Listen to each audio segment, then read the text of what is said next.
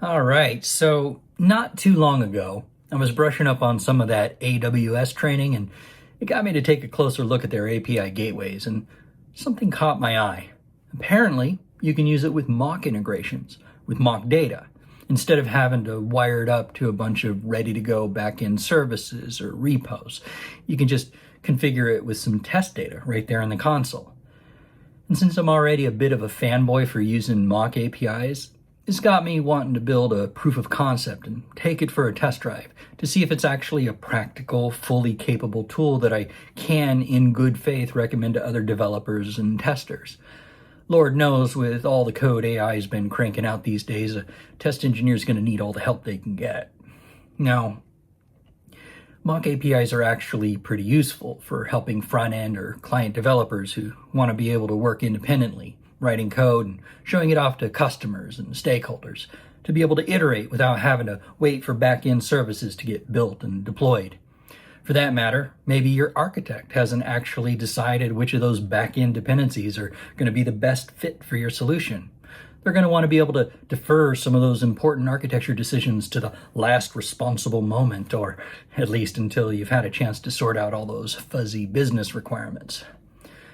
Or maybe you want to be able to mitigate some of that real risk or sunk cost fallacy that comes with doing vertical slice full stack development, feature by feature, before vetting what it actually is that you're trying to build, before figuring out why you're trying to build it.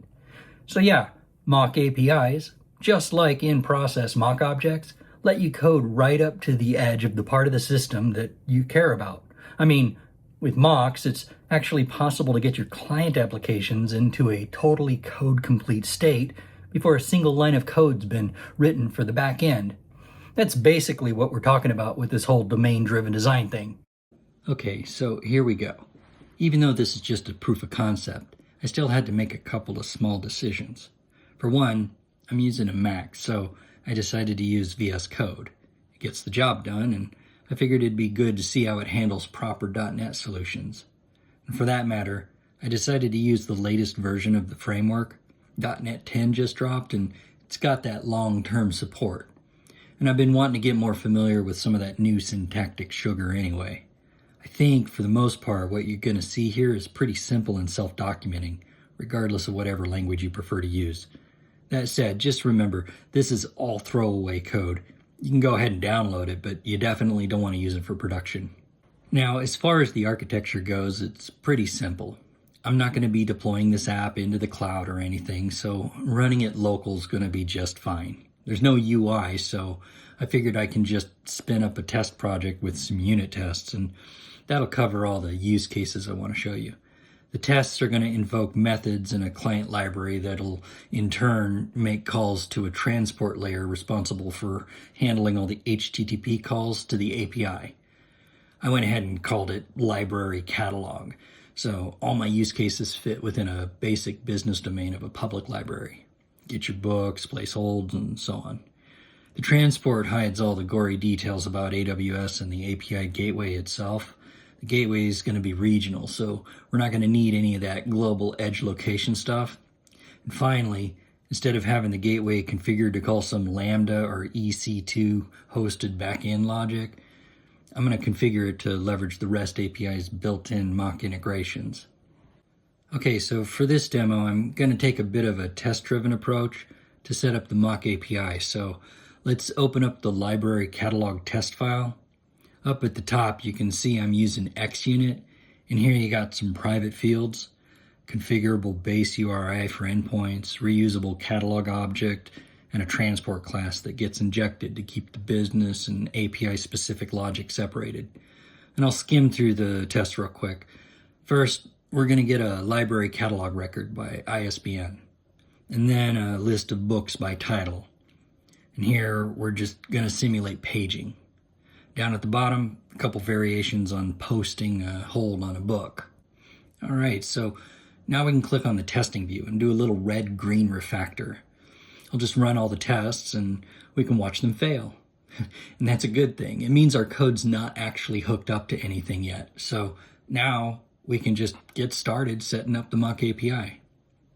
Okay, here you can see I've already logged in, so if you want to follow along, you're going to need to set up an AWS account. If it's your first time, they got a free tier, but if not, don't worry. What we're doing here is super cheap, like just pennies. Just don't DOS yourself with infinite loops without configuring throttles and other precautions first, but that's out of scope for what I'm going to show you today.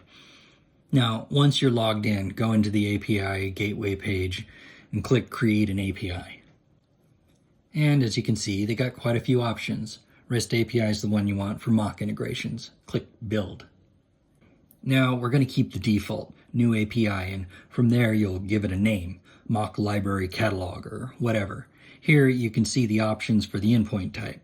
Since it's just a POC running from my laptop, regional is going to be just fine. If you need to configure what version of TLS you want, you can pick a value for security policy. I'm just going to leave it blank for default. From there, scroll down and click Create API. And that takes you to your API's resource page. In this case, resources are the things you access and manipulate with REST. So let's create one. Since we're taking a TDD approach, let's pop back over into the code and see what our first test is looking for. Starting with our catalog record by ISBN test, we can find our library catalog class and head down the stack, go to definition. Here you can see there's no real business logic, just a pass-through method onto the transport. And since we want the transport class to encapsulate all that AWS-specific logic, we can find the endpoints been set here. It gets passed into a generic get200 JSON method. Here you can see that we are expecting a catalog resource with the API stage set to dev. There's also that trailing segment for a catalog-specific ISBN value that we just passed in. So let's go configure that. Resource name, catalog, create resource, and we'll create another resource under catalog for ISBN. Notice that we got those curly braces. That tells AWS that this is going to be a dynamic path parameter. Now, this is where we want to attach a method to the resource. Click Create Method, pick your method type, get, and notice that you can use any REST-friendly verb here, delete, patch, post, put. Again, with our code deciding how we want to do the implementation, we can just pop back into the code and see how we're using this getAsync method off of the HttpClient. From there, this is where we choose our integration type.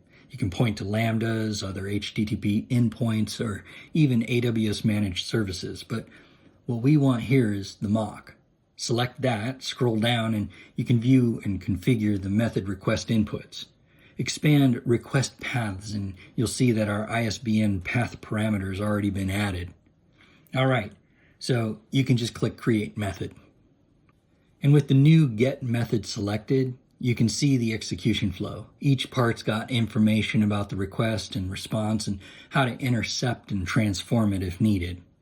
For mock integrations, this is where we go to configure and test the mocks themselves. On the Method Request tab, you'll see what input parameters our method expects. And that's what we just set up with that ISBN path segment. For this basic static GET request, configuring the integration request tab's really easy. Just confirm that we're expecting a 200 response right here in the mapping template. And then under this method response tab, we're just going to verify that we have a 200 response configured by default to match what we have in the integration request mapping template. Great. Now, under the integration response section, this is where we want to make our first set of changes. For the 200 success response, we'll want to return some JSON. Now, I went ahead and typed up some mapping template code in advance, and I'll just copy it into the template body field here. It's pretty simple. 2 hashes for comments, and it's got some helper methods that can give you access to some of the input parameters, paths, query strings, headers, and you can print them out as part of the response object that your tests might be expecting. Here, we got a JSON representation of a catalog record object. Now, the syntax is a little clunky. It uses Apache's velocity template language that's been around for a while. If you've typed out any conditional logic for directives or debugging, this might feel familiar. It's pretty limited, and it should be. If you need anything more flexible, something that simulates more complex behaviors of a backend, that's when you're going to want to consider integrating with a Lambda or something similar. But that's a slippery slope because then you're one step closer to actually building out the real thing, and that kind of defeats the point of creating mock APIs.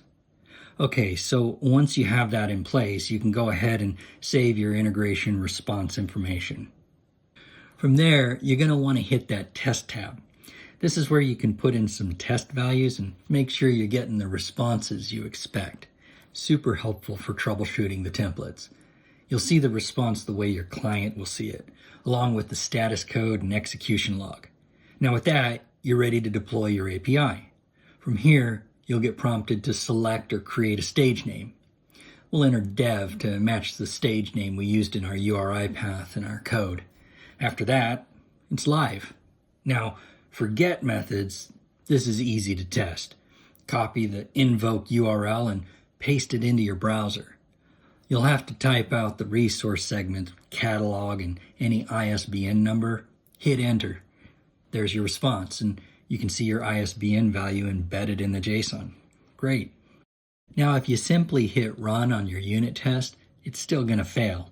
That's because you got to copy paste that invoke URL into your base URI field. Once you got that in place, well, look at that. The first test passed. All right, with that, we can move on to the next test. Get catalog records by title. Here, we want the API to return a list of catalog items where the title contains the word mistborn. You might notice a theme here. Go down the stack, notice the pass-through method in the library catalog class, then down again to the transport method. From here, we want to take note of the resource path. Instead of passing the parameter in as a path segment, we're going to use a query string. Fair enough. Back in the AWS console, click on the resources item in your API menu and check out your resource tree. Click the catalog resource, and from here we're going to create a new method. Just like before, we'll select the get method type. Mock is the integration type, but this time you're going to configure some query string parameters. Click Add Query String, enter title, and make it required. We're not really going to use the required option here, but it's helpful if you want to add some basic validation in the integration request section. Click Create Method. And with that, you'll notice we got the same default 200 method response as before. Status code 200's been populated for us here. Now, go to the integration response tab, and just like before, we're going to want to add a mapping template body that meets our code's requirements. Paste it in, and this time, notice it's a little bit different. Here, you got an array of 3 JavaScript objects with books that have mistborn in the title. Groovy. Now click Save. Just like before, we're going to want to test the method, but this time we can type out different values for the query string. For this simple example, what we type out won't make a difference since we hard-coded the array, but it's good to know you have the option. You can verify the response object, the status code, and you're good to go. Click Deploy API, and this time your dev stage shows up. Pick that, click Deploy, and copy the URL. Plop it in the location bar and type out the rest of the path. Catalog, the query string, title, mistborn. There you go. Notice that it doesn't actually matter what book title you type in. We hadn't added conditional logic to the template yet, but we'll do something like that in the next example. Okay, back into your test view. Run the individual test, and it passes. But here, you're also going to want to rerun all the other tests. Make sure only the first 2 tests pass and that the other 3 are still red. TDD. Great. Next test. List view by author, paginate, and accumulate. This time, we're going to test what it's like to query for a list of books, one set at a time. For the purpose of this test, we'll have the code loop through all the pages until it runs out, then aggregate it into one big list of books. Here, I figure Brandon Sanderson was a safe bet. Dude's got so many books. We'll set the page size to 5 and then some simple assertions. Make sure we got more than one set of books, then we'll test that the full list that got returned is sorted in order by title and ISBN. Notice we got the looping logic in the library catalog class.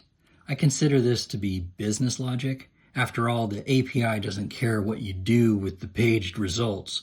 Maybe we want to do some kind of client-side caching or whatever. The client class is going to use the next token response value to enable some basic paging logic. Again, just a proof of concept, not meant for production. Okay, further down the stack, the transport method is building up the query string. Author, limit, optional next token. Got your dev staging segment, catalog, and a new sub-resource page with the query string appended. Let's go build it out. Back to our API's resource section. Click on Catalog, create a resource, name it Page, click the Create button, create a method, get, mock. We'll add some query string parameters, author, limit, next token, create method. Now, just like before, we'll go to the Integration Response tab and edit our 200 success response. And once again, we'll paste in the JSON for our mapping template. Now, this time, we've got a little bit more going on. At the top, we're grabbing the query string values with the input param helper, but we're going to take that token value and use it for some inline conditionals. If it's blank, we'll return page 1. Notice that another next token value is being returned with the response that can be used for follow-up requests. Pass that in, P2, and you get page 2. P3 for page 3. And after that, like if someone tried to search for P4, we'll just return an empty set and end the loop. There's better ways to do paging, but this is good enough to give you a taste for what these mocks can do. All right, click Save. And then we can test it. Throw in some query string values, leave out the next token value. You should get page 1. Add next token P2. You should get page 2. And then P3, page 3, and P4 for an empty result set. Good to go. Don't forget to deploy the API into dev. Grab the URL, test it in the browser,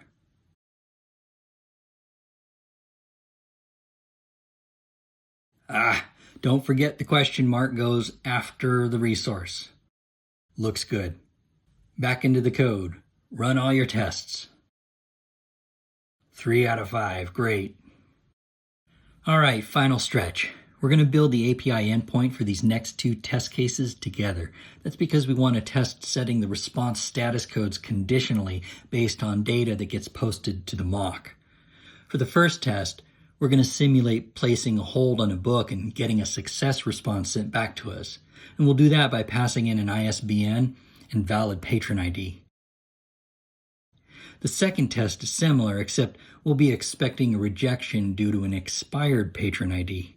Now, for the success scenario, we're going to assert the patron ID is sent back, but also that the hold replies data model is populated with the appropriate hold status placed enum value. For the rejected hold scenario, we're checking for the hold status rejected and hold reason code patron card expired values. Notice that the tests aren't checking for actual HTTP response status codes. The responses should get mapped to what the calling code expects.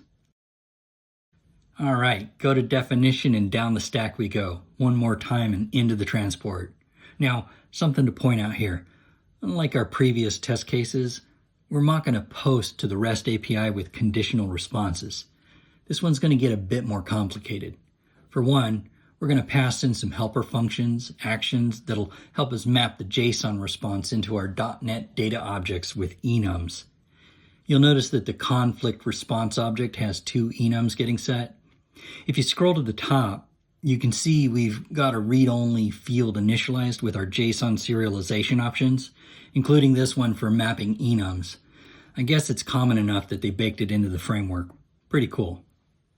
Anyway, if you scroll back down to where we're calling our post helper, you can see where we set the path for our resources.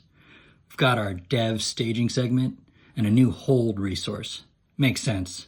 Let's go build it. Back to our API resources. Click on the root, then create resource. Holds as the resource name, then once again, create method. This time we're selecting post and then mock. Now, you might think we picked up our posted values from this request body section, but this is more about defining contracts and validation for when the API is integrating with non-mocked backends. We're going to get our posted values another way. For now, click Create Method. Now, first, we're going to make some changes to our method response section.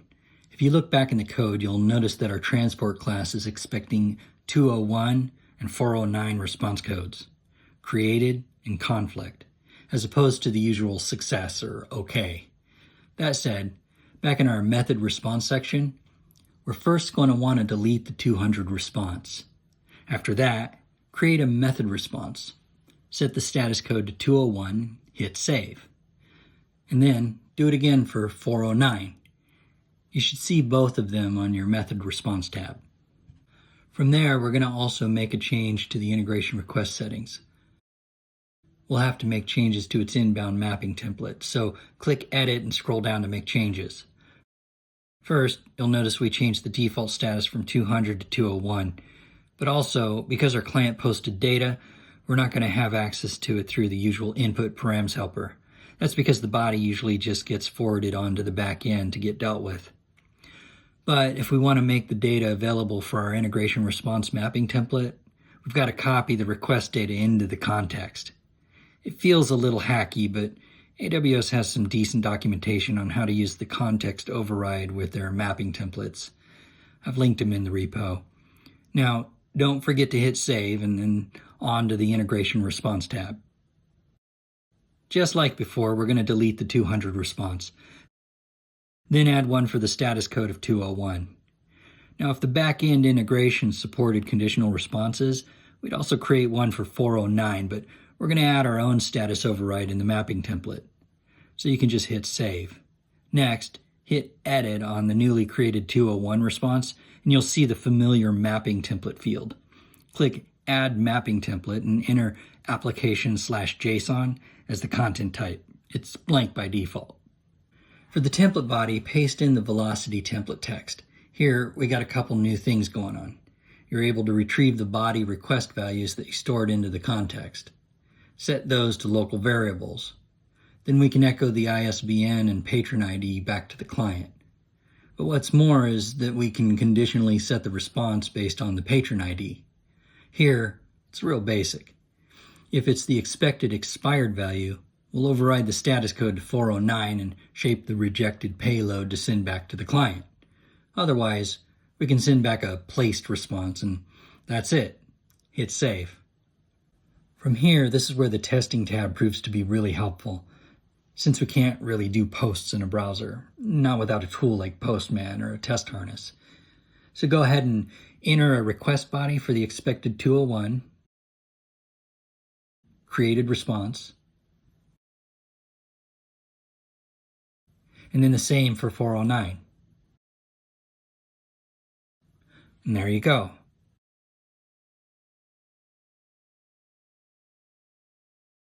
Hit deploy. Now here's where you might get a little tripped up.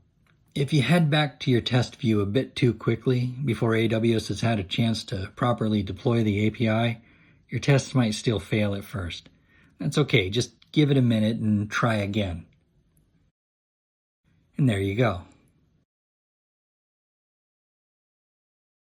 Now, one last thing to do. Unless this is a production deployment, it's a good idea to delete your unused APIs when you're done.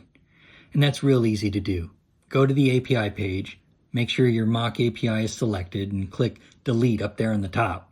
It's going to ask you to verify, and there you go. I do want to encourage you to play with this even if you don't have a free tier account. The API Gateway is pay-as-you-go, and you'd have to make like 100 million calls before you even get to $1. And as you can see here, all my tests haven't even added up to a penny. And I have budget alarms set up all over the place. Over time, testing software across distributed systems gotten more and more complicated. It doesn't help that automated tools are churning out so much more software that's damn near impossible to review with traditional testing methodologies. And while mock APIs don't eliminate the need for unit tests and end-to-end tests and all the other tools in your tool chest, it's definitely one that you're going to want to add to the kit. All right, my name's Steve, and you can catch me on YouTube or LinkedIn, and I'll see you there.